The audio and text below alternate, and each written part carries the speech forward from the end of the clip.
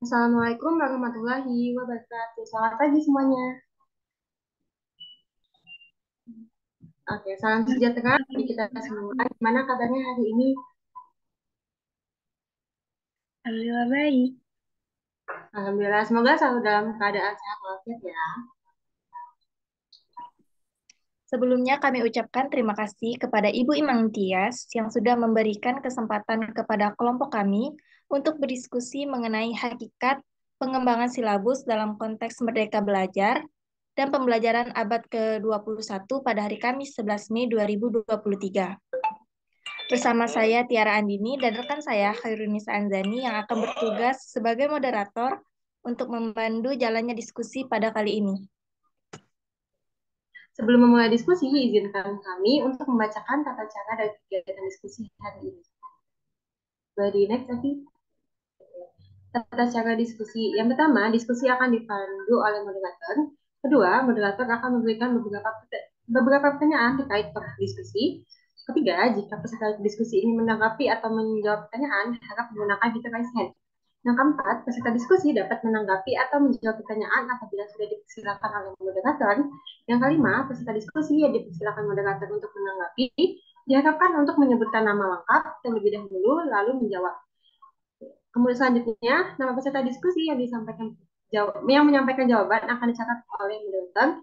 Dan yang terakhir, setiap peserta diskusi diharapkan untuk menyimak dengan baik dan berpartisipasi aktif dalam kegiatan diskusi. Baik teman-teman, pada pertemuan kali ini, kelompok kami akan membahas mengenai hakikat pengembangan silabus dalam konteks Merdeka Belajar dan pembelajaran abad ke-21, di mana nantinya kami akan membahas satu persatu, mulai dari apa itu pengembangan silabus, sampai dengan apa saja faktor yang menjadi penghambatnya. Nah, karena setelah seminggu berlalu, teman-teman pasti sudah membacakan dan mencari informasi nih mengenai hakikat pengembangan silabus dari berbagai sumber yang ada. Kepada teman-teman mahasiswa yang mengetahui apa itu pengembangan silabus, silakan untuk menyampaikan pendapatnya, boleh menggunakan fitur raise hand. Oke, baik di sini ada Erni Davin. Boleh Erni Davin? Ya, menurut saya pengembangan silabus itu adalah rencana dari pembelajaran pada suatu kelompok mata pelajaran dengan tema tertentu, yaitu bisa mencakup dengan standar kompetensi, KD, lalu materi pembelajaran, indikator, penilaian, terus alokasi waktu, dan sumber belajar yang dikembangkan oleh setiap satuan pendidikan. Terima kasih. Oke, baik. Terima kasih Erni Davin. Apakah ada teman-teman lain yang ingin menambahkan? Boleh, silakan Alisa. Baik, terima kasih moderator. Jadi, menurut Alisa, pengembangan silabus ini merupakan proses dalam merancang rencana pembelajaran yang dibuat terstruktur dan terorganisir untuk suatu mata pelajaran. Nah, silabus ini nantinya memuat gambaran menyeluruh tentang apa yang akan diajarkan, bagaimana materi akan disajikan, serta tujuan pembelajaran yang ingin dicapai. Seperti itu. Terima kasih. Baik, terima kasih Alisa dan Devin karena telah menyampaikan pendapatnya mengenai pengertian dari pengembangan silabus. Kemudian, apakah ada yang ingin menambahkan lagi? Baik, jika tidak ada, dipersilakan kepada kelompok 11 untuk menanggapi jawaban dari kelompok. Baik, terima kasih sebelumnya kepada Devin dan Alisa. Izin menyimpulkan dan sedikit menambahkan dari jawaban kalian berdua. Silabus merupakan rencana pembelajaran suatu tema atau mata pelajaran yang di dalamnya berisi SK, standar kompetensi, KD, materi, tujuan yang akan dicapai, dan lainnya yang dirancang secara terstruktur dan terorganisasi. Terima kasih.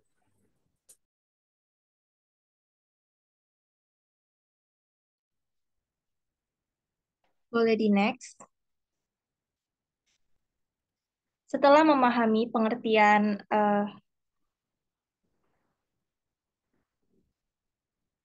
mengenai pengembangan silabus, menurut teman-teman, apa yang dimaksud dengan pembelajaran abad ke-21 dalam kurikulum Merdeka? Apakah ada teman-teman yang sudah mendapatkan jawabannya? Boleh on cam jika sudah mendapatkan jawabannya.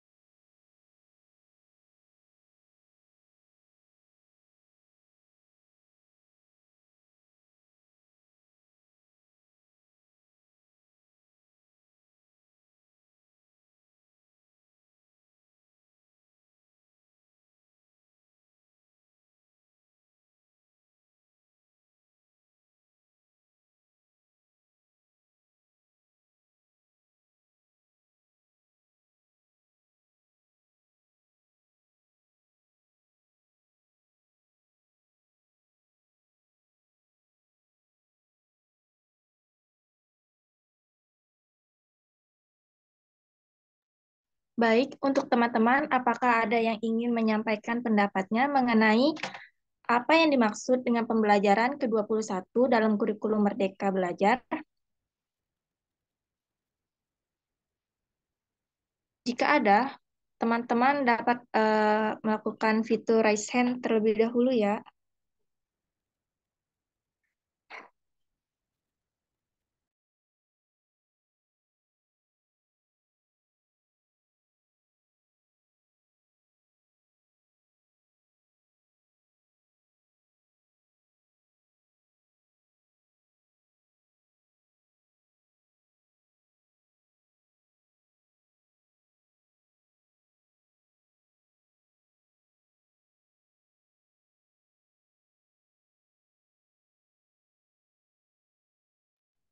Baik, kepada Afaf, Iza Kamila dipersilakan untuk menyampaikan pendapatnya. Ya, apakah suara saya terdengar?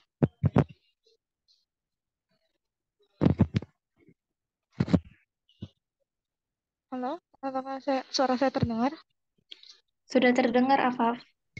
Ya, kurikulum Merdeka adalah menurut saya kurikulum Merdeka adalah kurikulum dengan pelajaran intrakurikuler yang beragam, di mana fokusannya itu terhadap kepada siswa gitu ya, berfokus pada materi esensial dan fleksibel sesuai dengan minat bakat dan kebutuhan siswa. Sedangkan pembelajaran abad 21 itu suatu peralihan pembelajaran di mana kurikulum yang dikembangkan menuntun sekolah untuk mengubah pendekatan pembelajaran dari teacher center menjadi student center. Jadi kedua kedua hal ini memiliki fokusan yang sama gitu. Berfokus pada siswa dan menyesuaikan materi dengan kebutuhan karakteristik siswa. Siswa diberi kebebasan untuk menentukan cara mereka belajar dan mengeksplorasi minat mereka, sehingga lebih termotivasi untuk belajar. Selain itu, keduanya juga mengedepankan penggunaan teknologi dalam proses pembelajarannya. Jadi, siswa dapat memperluas akses informasi dan belajar dengan cara yang lebih menyenangkan dan interaktif.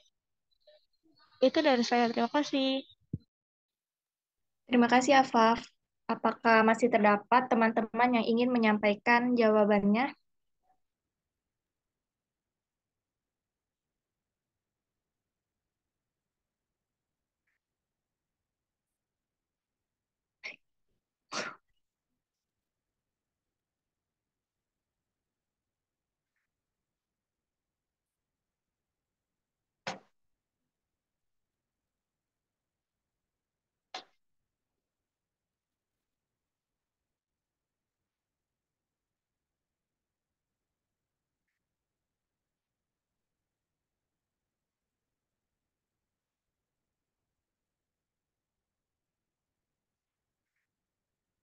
Baik, jika tidak ada, terima kasih kepada Afaf yang telah menyampaikan pendapatnya mengenai pengertian dari pembelajaran abad ke-21 dalam kurikulum Merdeka Belajar.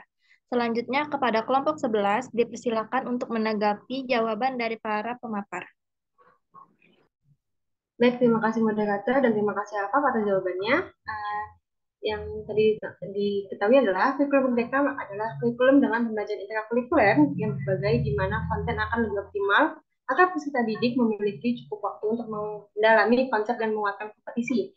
Nah, pembelajaran pada abad ke-21 ini merupakan suatu peralihan pembelajaran di mana kurikulum yang dikembangkan menuntun sekolah untuk mengubah pendekatan pembelajaran dari teacher center menjadi student center. Hal ini sesuai dengan tuntutan masa depan, di mana peserta didik harus memiliki kecepatan berpikir dan belajar, dan karena keduanya ini memiliki fokusan yang sama, yaitu berfokus pada siswa dan menyesuaikan materi dengan kebutuhan karakteristik siswa. Nah, pembelajaran abad ke-21 ini juga bisa dijadikan sebagai wadah peserta didik untuk menerapkan merdeka belajar, di mana ada tahap literasi yang bisa menstimulus peserta didik agar lebih kritis. Baik, boleh di next.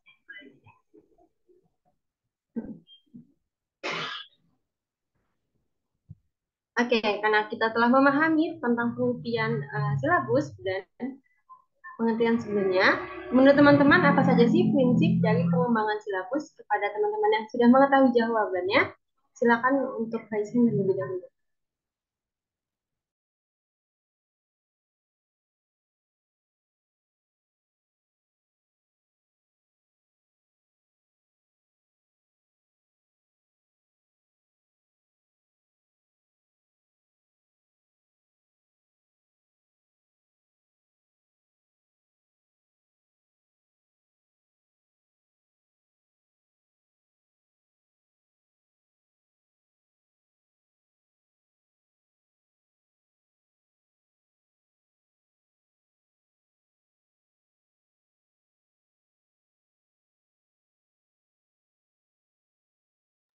Apakah ada teman-teman yang sudah menemukan jawaban tentang prinsip pengembangan silabus?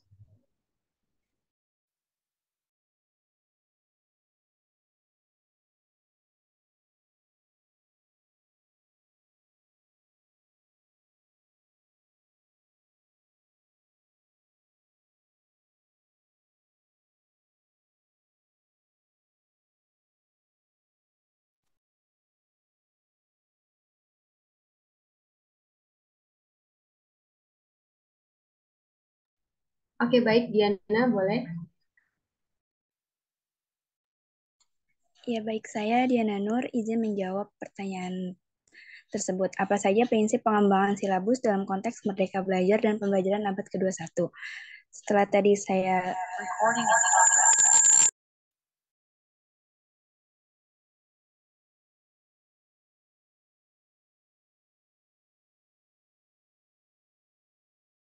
Iya, baik. Tadi saya sudah mencari dan prinsip pengembangan silabus itu ada 8. Yang pertama ada ilmiah. Ilmiah ini pengembangan silabus hendaknya bersifat ilmiah, artinya segala bentuk muatannya dapat dipertanggungjawabkan secara keilmuan, logis, realistis, dan sudah jelas keluaran penelitiannya atau risetnya. Yang kedua, relevan. Relevan berarti segala cakupan, tingkat kesulitan, kedalaman materi, cara penyajian, serta urutannya harus memiliki kaitan dengan fase perkembangan fisik, sosial, emosional, intelektual, dan spiritual. Yang ketiga, itu ada sistematis. Seluruh komponen silabus harus tersusun secara sistematis, saling berkaitan secara fungsional dan praktikal agar dapat mencapai kompetensi. Yang keempat, ada konsisten. Seluruh materi, indikator, kompetensi dasar, sumber bahan ajar, penilaian, dan segala jenis rentetannya harus sesuai dan konsisten satu sama lain. Yang kelima itu ada memadai. Memadai ini memiliki arti cakupan materi pokok, indikator, sumber belajar, pengalaman belajar, hingga sistem penilaian cukup dalam penunjang pencapaian kompetensi dasarnya. Yang keenam, aktual dan kontekstual. Keseluruhan dan silabus hendaknya memperhatikan perkembangan ilmu teknologi, seni, sosial, dan dapat dipraktikkan di kehidupan sehari-hari. Yang ketujuh itu ada fleksibel. Seluruh komponen silabus wajib mengakomodasi perbedaan-perbedaan peserta didik, pengajar, serta seluruh dinamika yang terjadi di lingkungan pendidikan dan tuntutan masyarakat. Dan yang terakhir, yang kedelapan ada menyeluruh. Seluruh komponen silabus wajib mencakup semua ranah kompetensi, baik kognitif, afektif, dan psikomotor. Sekian, terima kasih. Terima kasih, Diana. Kepada teman-teman mahasiswa yang lain, apakah ada yang ingin menambahkan jawaban?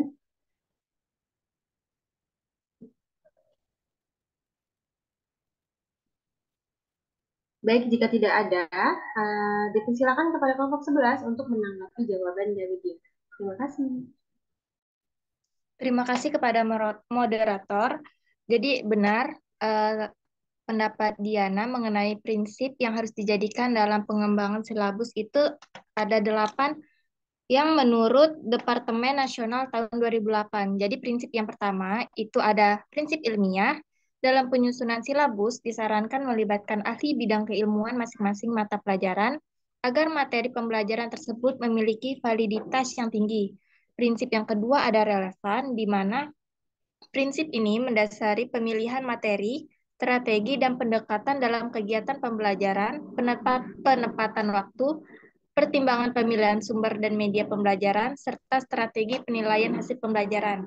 Prinsip yang ketiga ada sistematis, prinsip keempat ada konsisten, prinsip kelima ada memadai. Dalam prinsip ini memberi arahan bahwa cakupan indikator, materi pokok, pengalaman belajar, sumber belajar, dan sistem penilaian cukup memadai untuk menunjang pencapaian kompetensi dasar. Yang keenam ada prinsip aktual atau kontekstual yang berarti pengembangan silabus hendaknya sesuai dengan konteks zaman dan kehidupan peserta didik. Yang ketujuh ada prinsip fleksibel yang artinya silabus disusun sesuai dengan kondisi dan kebutuhan peserta didik dan masyarakat. Dan prinsip yang terakhir adalah prinsip menyeluruh, yang artinya prinsip ini memberi arahan bahwa pengembangan indikator silabus hendaknya mencangkup keseluruhan ranah kompetensi, seperti kompetensi kognitif, afektif, dan psikomotorik. Terima kasih.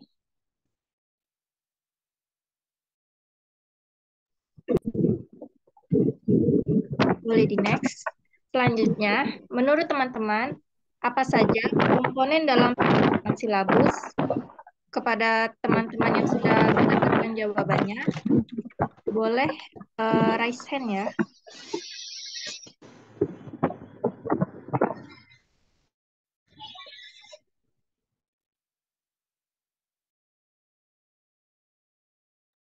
Baik, kepada Ardalia dipersilakan untuk menyampaikan jawabannya. Baik, terima kasih moderator atas kesempatannya. Saya Ardalia Fauzia, izin menyampaikan pendapat saya terkait komponen dalam silabus. Jadi menurut saya terdapat 10 komponen yang ada dalam silabus. Di antaranya yang pertama, identitas mata pelajaran. Yang kedua, identitas sekolah. Memuat nama satuan pendidikan dan kelas. Komponen yang ketiga adalah komponen kompetensi inti atau KI, merupakan gambaran mengenai kompetensi dalam aspek sikap, pengetahuan, dan keterampilan yang harus dipelajari peserta didik. Komponen yang keempat adalah kompetensi dasar atau KD, merupakan kemampuan spesifik yang mencakup sikap, pengetahuan, dan keterampilan terkait muatan atau mata pelajaran. Komponen yang kelima adalah indikator pencapaian kompetensi, adalah perilaku terukur untuk menunjukkan ketercapaian kompetensi dasar tertentu yang menjadi acuan penilaian mata pelajaran. Komponen yang keenam adalah materi pokok yang memuat fakta, konsep, prinsip, dan prosedur yang relevan, dan penulisannya dalam bentuk butir sesuai dengan rumusan indikator pencapaian kompetensi. Komponen yang ketujuh adalah pembelajaran, merupakan kegiatan yang dilakukan oleh pendidik dan peserta didik untuk mencapai kompetensi tertentu. Komponen yang kedelapan adalah penilaian, yang merupakan proses pengumpulan dan pengolahan informasi untuk menentukan pencapaian hasil belajar peserta didik. Komponen yang kesembilan adalah alokasi waktu, dan komponen yang 10 adalah sumber belajar, dapat berupa buku, media cetak, dan elektronik, maupun sumber belajar lain yang relevan. Sekian dari saya, terima kasih. Terima kasih Ardelia atas jawabannya. Selanjutnya, apakah masih ada teman-teman yang ingin menambahkan atau menanggapi pertanyaan nomor 4 mengenai apa saja komponen dalam silabus?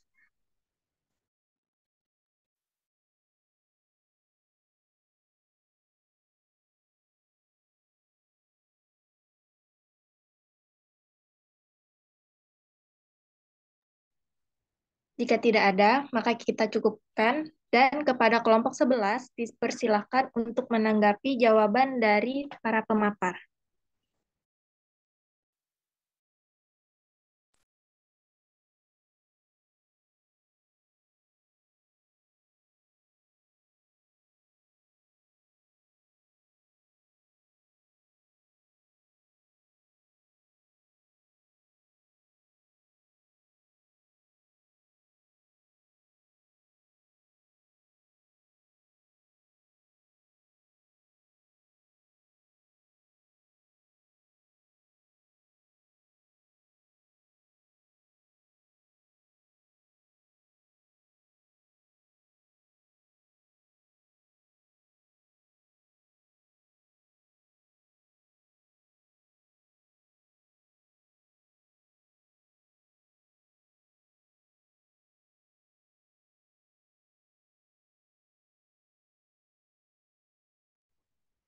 Baik, terima kasih moderator. Karena yang menanggapi sedang ada kendala, jadi tadi menanggapi jawaban dari Ardelia ya. Komponen yang harus disiapkan itu pertama identitas yang baik, mata pelajaran dari sekolah. Yang kedua ada KI atau kompetensi inti. Kedua ada KD, ketiga ada KD. Kemudian ada indikator. Selanjutnya ada materi, pembelajaran atau kegiatan belajar. Kemudian ada penilaian yang berisi teknik, jenis, bentuk, serta bentuk instrumen. Selanjutnya ada alokasi waktu dan yang terakhir adalah sumber belajar. Boleh di next. Selanjutnya, bagaimana langkah-langkah dalam menyusun silabus dalam kurikulum Merdeka? Kepada teman-teman yang ingin menanggapi pertanyaan di atas, diperbolehkan untuk raise hand.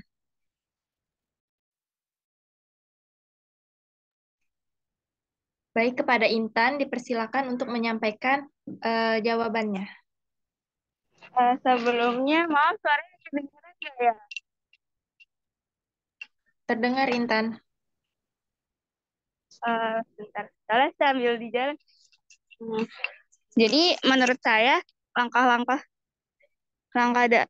dalam menyusun ATP itu ada beberapa langkah. Yang pertama itu melakukan analisis capaian pembelajaran yang memuat materi dan kompetensi pengetahuan, keterampilan, dan sikap. Yang kedua, mengidentifikasi kompetensi-kompetensi di akhir fase dan kompetensi sebelumnya yang perlu dikuasai peserta didik sebelum mencapai kompetensi di akhir fase. Lalu yang ketiga, menganalisis setiap elemen dan subelemen. Yang keempat, merumuskan tujuan pembelajaran.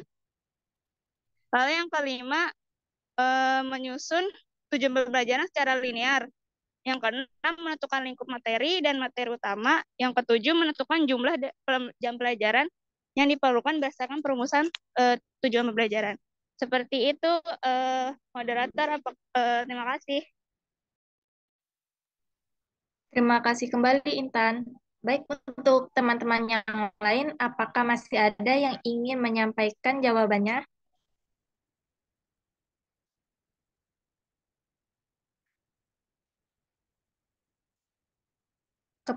Kepada Fatimah Zahra dipersilakan untuk menyampaikan jawabannya. Baik, izin menyampaikan dari sumber yang saya baca, itu hampir sama-sama Intan. Ada beberapa hal yang berbeda, adapun langkah-langkah penyusunan silabus. Yang pertama, mengkaji standar kompetensi dan kompetensi dasar. Yang kedua, mengidentifikasi materi pokok atau pembelajaran. Ketiga, mengembangkan kegiatan pembelajaran. Keempat, merumuskan indikator pencapaian kompetensi. Yang kelima, penentuan jenis penilaian. Yang keenam ada alokasi waktu. Dan yang terakhir, menentukan sumber belajar. Terima kasih.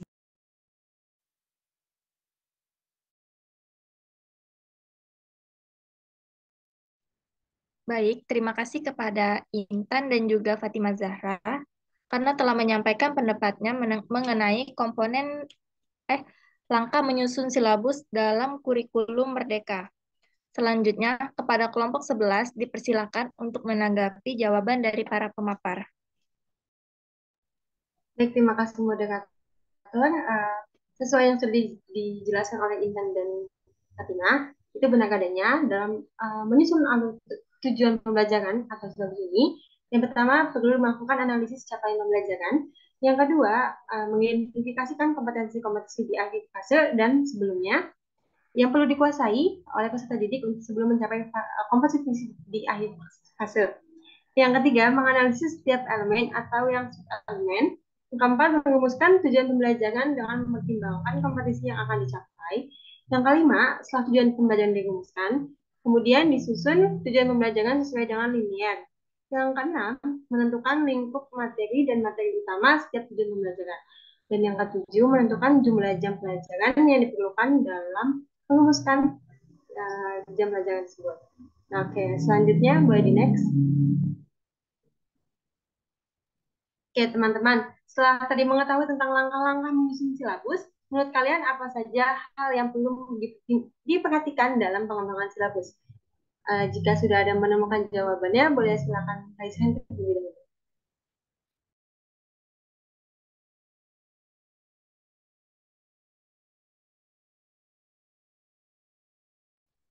Baik, Septianisa, dipersilakan.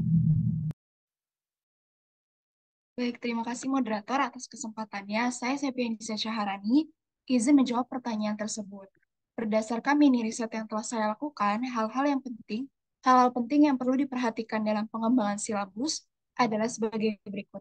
Yang pertama, silabus mata pelajaran disusun berdasarkan seluruh alokasi waktu yang disediakan untuk mata pelajaran selama penyelenggaraan pendidikan di tingkat satuan pendidikan. Yang kedua, penyusunan silabus memperhatikan alokasi waktu setiap semester, tahun, dan mata pelajaran lain yang sama. Ketiga, implementasi kegiatan pembelajaran setiap semester menggunakan penggalan silabus sesuai standar kompetensi dan kompetensi dasar untuk mata pelajaran dengan alokasi waktu yang tersedia pada struktur kurikulum. Yang keempat, kegiatan pembelajaran disusun untuk memberi bantuan kepada guru agar dapat melaksanakan proses pembelajaran dengan profesional. Kemudian yang kelima, silabus berisi rangkaian kegiatan yang dilakukan siswa secara berurutan untuk mencapai kompetensi dasar. Kemudian yang keenam, ada penentuan urutan kegiatan pembelajaran harus disesuaikan dengan tingkatan konsep materi. Dan yang terakhir, ketujuh, rumusan pernyataan dalam kegiatan minimal terdapat 2 unsur atau ciri yang dapat mencerminkan proses pengelolaan pengalaman belajar para siswa, yaitu kegiatan dan materi. Sekian pendapat dari saya, terima kasih. Terima kasih Nisa. Kepada teman-teman mahasiswa yang lain, apakah ada yang ingin menambahkan jawaban?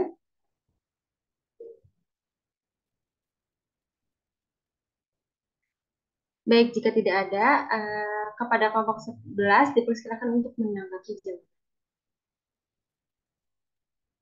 Terima kasih kepada moderator atas kesempatannya. Jadi benar apa yang disampaikan Septianisa mengenai hal apa saja yang perlu diperhatikan dalam pengembangan silabus. Jadi kita perlu memperhatikan hal-hal tersebut agar menghasilkan silabus yang berkualitas. Adapun hal-hal yang perlu diperhatikan dalam pengembangan silabus, yang pertama, silabus mata pelajaran disusun berdasarkan seluruh alokasi waktu. Yang kedua, kegiatan pembelajaran disusun untuk memberi bantuan kepada guru. Yang ketiga, kita harus memperhatikan rangkaian kegiatan yang harus dilakukan peserta didik dalam silabus. Yang keempat, penentuan urutan kegiatan pembelajaran. Dan yang terakhir, rumusan pernyataan dalam kegiatan pembelajaran paling tidak harus mengandung 2 unsur, yaitu kegiatan peserta didik dan juga materi. Terima kasih. Baik, terima kasih. Selanjutnya, menurut teman-teman, apa saja faktor penghambat dalam melaksanakan pengembangan silabus? Silakan untuk raise hand terlebih dahulu.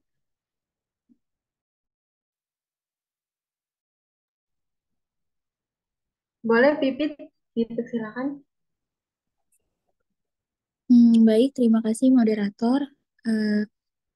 Izinkan saya untuk menyampaikan pendapat mengenai faktor penghambat dalam melaksanakan pengembangan silabus.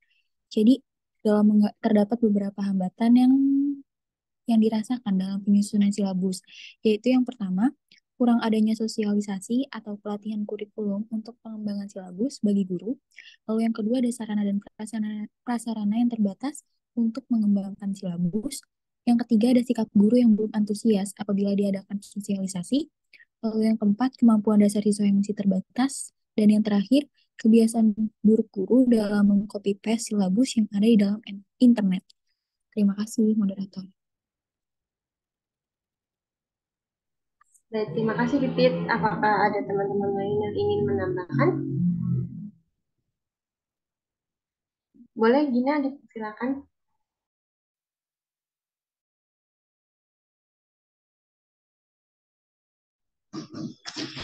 Baik, terima kasih moderator atas kesempatannya.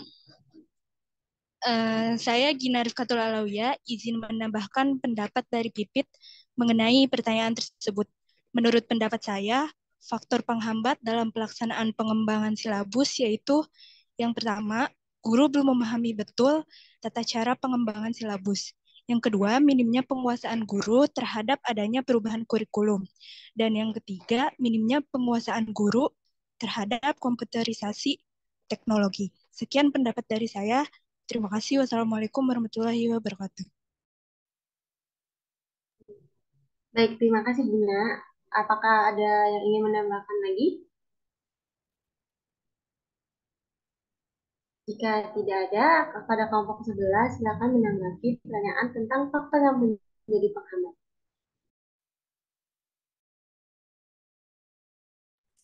Baik, terima kasih kepada moderator. Saya izin menambahkan sedikit. Selain yang disebutkan Pipit dan Gina mengenai hambatan pada pengembangan silabus, kelompok kami menemukan beberapa hambatan lain seperti yang pertama, kompetensi guru dalam menyusun silabus itu kurang. Terus tidak adanya buku acuan yang tepat. Terus yang ketiga sulit menentukan kriteria aspek afektif, dan yang terakhir standar penilaiannya terlalu tinggi. Saya kembalikan ke moderator.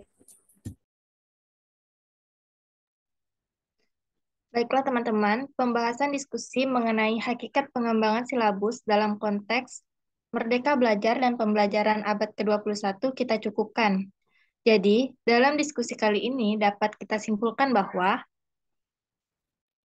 pengembangan silabus merupakan proses merancang rencana pembelajaran yang terstruktur dan terorganisir untuk suatu mata pelajaran yang mencakup standar kompetisi, standar kompetensi dasar, materi pembelajaran, indikator, penilaian, alokasi waktu, dan sumber belajar yang dikembangkan oleh setiap satuan pembelajaran. Kemudian, pembelajaran pada abad 21 ini merupakan pembelajaran yang mengintegrasikan kemampuan literasi, kecakapan pengetahuan, keterampilan dan sikap, serta penguasaan segala teknologi. Nah, kurikulum belajar dan pembelajaran di abad 21 ini memiliki banyak kesamaan dalam hal tujuan dan metode yang disampaikan. Karena keduanya mengedepankan pendekatan pembelajaran yang berpusat pada siswa, bukan pada guru. Karena siswa diberikan kebebasan untuk menentukan cara mereka belajar dan mengeksplorasi minat mereka serta motivasi untuk belajar. Karena pembelajaran di abad 21 ini bisa dijadikan sebagai wadah bagi peserta didik untuk menerapkan merdeka belajar, di mana ada tahap literasi yang bisa menstimulus peserta didik agar lebih kritis. kemudian terdapat 8 prinsip-prinsip dalam pengembangan silabus. Prinsip yang pertama ada prinsip ilmiah, kedua prinsip relevan, ketiga prinsip sistematis, keempat prinsip konsisten, kelima prinsip memadai, keenam prinsip aktual dan kontekstual, ketujuh ada prinsip fleksibel, dan yang kedelapan ada prinsip menyeluruh. Selain itu, terdapat beberapa komponen yang harus ada di dalam silabus. Yang pertama ada identitas mata pelajaran, kedua identitas sekolah yang memuat nama satuan pendidikan dan kelas, ketiga terdapat kompetensi inti, yang keempat kompetensi dasar, yang kelima indikator pencapaian kompetensi, yang keenam ada materi pokok yang memuat fakta, konsep, prinsip, dan prosedur yang relevan, yang ketujuh ada pembelajaran, yang kedelapan ada penilaian, ke-9 alokasi waktu, dan yang ke-10 ada sumber belajar. Oke, selain itu, langkah-langkah dalam menyusun alur tujuan pembelajaran atau silabus ini, yang pertama melakukan analisis capaian pembelajaran yang memuat materi dan kompetensi pengetahuan, keterampilan dan juga sikap. Yang kedua, mengidentifikasikan kompetensi-kompetensi di akhir fase dan kompetensi sebelumnya yang perlu dikuasai peserta didik sebelum mencapai kompetensi di akhir fase. Yang ketiga, menganalisis setiap elemen atau subelemen profil pelajar Pancasila yang sesuai dengan mata pelajaran. Yang keempat, merumuskan tujuan pembelajaran dengan mempertimbangkan kompetensi yang akan dicapai. Yang kelima, setelah tujuan pembelajaran dirumuskan, kemudian menyusun tujuan pembelajaran secara linear, dan selanjutnya yang keenam, menentukan lingkup materi dan materi utama dari setiap tujuan pembelajaran. Dan yang langkah yang terakhir adalah menentukan jumlah jam pelajaran yang diperlukan. Terdapat hal-hal penting yang perlu diperhatikan dalam mengembang silabus. Yang pertama, silabus mata pelajaran disusun berdasarkan seluruh alokasi waktu yang disediakan untuk mata pelajaran yang disediakan selama penyelenggaraan pendidikan di tingkat satuan pendidikan. Yang kedua, penyusunan silabus memperhatikan alokasi waktu setiap semester, tahun, dan alokasi waktu mata pelajaran yang sekelompok. Ketiga, implementasi pelajaran setiap semester menggunakan penggalan silabus sesuai standar kompetensi dan kompetensi dasar untuk mata pelajaran dengan alokasi waktu yang tersedia pada struktur kurikulum. Yang keempat, kegiatan pembelajaran disusun untuk memberi bantuan kepada guru agar bisa melaksanakan proses pembelajaran dengan profesional. Yang kelima, silabus harus berisi rangkaian kegiatan yang harus dilakukan peserta didik secara berurutan untuk mencapai kompetensi dasar. Yang keenam, penentuan urutan kegiatan pembelajaran harus sesuai dengan tingkatan konsep materi pembelajaran. Dan hal yang harus diperhatikan yang terakhir yaitu rumusan pernyataan dalam kegiatan pembelajaran paling tidak harus mengandung dua unsur, yaitu kegiatan peserta didik dan juga materi. Oke, selanjutnya yang terakhir adalah hambatan dalam menyusun silabus. Yang pertama itu kurang adanya sosialisasi atau pelatihan kurikulum untuk pengembangan silabus. Yang kedua, sarana dan prasarana yang terbatas untuk mengembangkan silabus. Ketiga, sikap guru yang belum antusias apabila diadakan sosialisasi. Kemudian ada kompetensi guru dalam menyusun silabus itu masih kurang. Selanjutnya tidak ada buku acuan yang tepat. Sulit menerima kriteria aspek afektif, dan yang terakhir standar penilaian terlalu tinggi. Untuk notulensi dari diskusi ini nantinya akan kami bagikan di grup kelas. Oke teman-teman, karena pembahasan kita cukup di sini, marilah kita beri reaction tepuk tangan yang meriah untuk teman-teman yang sudah mengikuti jalannya diskusi ini dengan baik. Dari diskusi tadi, kita berharap semoga teman-teman dapat lebih memahami terkait hakikat pengembangan silabus dalam konteks Merdeka Belajar dan pembelajaran di abad 21. Dan semoga di kegiatan diskusi kali ini pada kedepannya teman-teman menjadi lebih aktif lagi ya.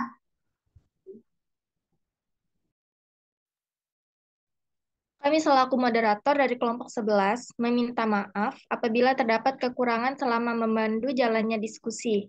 Terima kasih atas partisipasi dari teman-teman. Wassalamualaikum warahmatullahi wabarakatuh. Kami kembalikan kepada Ibu Imaning Tias. Oke, baik. Jadi kan hari ini kalian sudah sudah mempunyai atau sudah memiliki pengetahuan terkait idealnya sebuah silabus itu seperti itu. Nah, kemarin itu PJ Bu, bisa nggak sih UAS kita dibikin project aja seperti terpadu gitu. Oh, bisa aja. Ibu dengan senang hati kalau kalian ingin benar-benar belajar berkarya gitu ya, belajar pengetahuan yang atau ilmu yang sudah kalian diskusikan itu kalian buat dalam bentuk karyanya gitu. Ibu di sini terkait yang ini materi 6.2 dan 6.3 kan masih berhubungan dengan ini ya, silabus, lesson plan itu modul ajar kalau di kurikulum Merdeka. Kenapa Ibu di di RPS-nya menuliskan lesson plan? Karena kan setiap kurikulum itu berbeda-beda nama nama istilahnya. Maka Ibu bikin lesson plan. Kalau di kurikulum Merdeka kan bahasanya sudah modul ajar seperti itu ya. Jadi kemarin kan sudah belajar juga ya terkait apa sih pengertian model RPP itu apa, komponen-komponen lesson plan itu apa, modelnya bagaimana, di kurikulum Merdeka itu sendiri, rancangannya bagaimana, penyusunannya bagaimana. Kan kemarin sudah langsung Ibu berikan contohnya yang lengkap gitu ya, contohnya yang lengkap. Nah, itu tinggal dianalisis aja untuk materi 6.2 dan 6.3. Oke. Kemudian di eh, 7.1 sampai 7.2 itu kan menganalisis terkait implementasi kurikulum SD di berbagai negara. Jadi ini yang memoderatori kelompok siapa? Kelompok mana yang ini materi 7.1 ini yang kurikulum dari berbagai negara ini? Kelompok 13, Bu.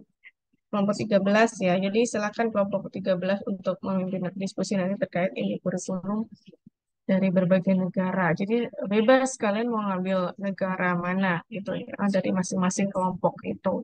Jadi tinggal dipilih aja nanti.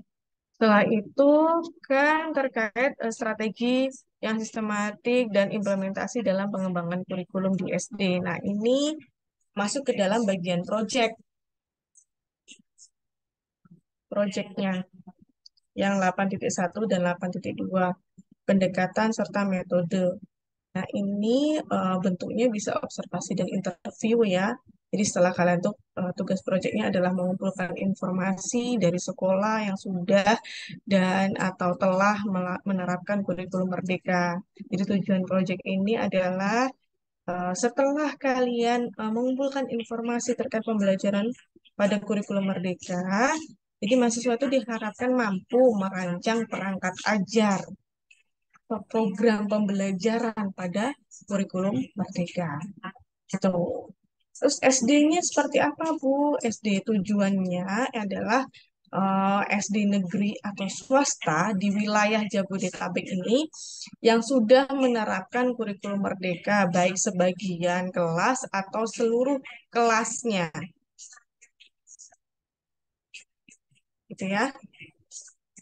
Nanti petunjuknya atau ininya draftnya langsung Ibu kirimkan ke PJ seperti itu. Jadi nanti informasi apa saja yang akan kalian cari dibagi aja masing-masing kelompok. Jadi nggak semua sama gitu ya kelompok satu dan yang lainnya, tapi Ibu bagi supaya apa? Supaya semuanya mendapatkan informasi penuh gitu. Kalau misalkan terlalu banyak dan ternyata sama buat apa ya kan gitu. Jadi Ibu bagi topik-topiknya, nanti silahkan PJ dan teman-teman kok berkoordinasi dibagikan masing-masing kelompok mana ini kelompok mana seperti itu ya. Jadi Ibu share apa yang harus dicari, silahkan kalian bagi gitu ya. Jadi boleh, misalnya satu kelompok satu dan kelompok yang lainnya itu di sekolah yang sama kan dengan topik yang berbeda. Gitu. Jadi datanya nggak sama gitu loh, datanya berbeda dari masing-masing kelompok itu. Gimana? Gitu ya. Sampai sini paham? Ada yang belum dimengerti? Ibu, saya izin bertanya, boleh, Bu? Ya. Berarti ini proyek UAS-nya itu kelompok atau individu, Bu? Karena topiknya banyak gitu ya, karena topiknya banyak, jadi kelompoknya itu paling 2 orang, 3 orang gitu, Mbak. Nggak sampai 4 orang, 5 orang. Jadi biar semuanya kerja gitu, semuanya mikir. Berarti proyeknya kelompok ya, Bu? Tapi isinya bisa sampai 3 orang aja. Maksimal 3 orang, iya. Maksimal 3 orang. Oke. Itu ya. Oke, silakan dilanjutkan untuk yang ini 6.2 dan 6.3. Terkait pengembangan modul ajar dan program pembelajaran serta kriterianya dalam mencapai kompetensi tertentu itu bagaimana di dalam ketentuan kurikulum Merdeka seperti apa. Masih ada waktu kan kita sampai jam 11.40 atau 11.50.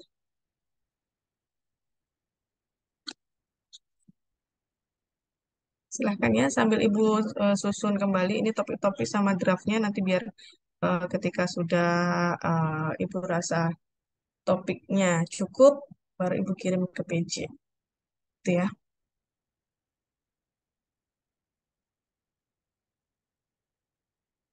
Silahkan dilanjutkan ini untuk 6.2 dan 6.3.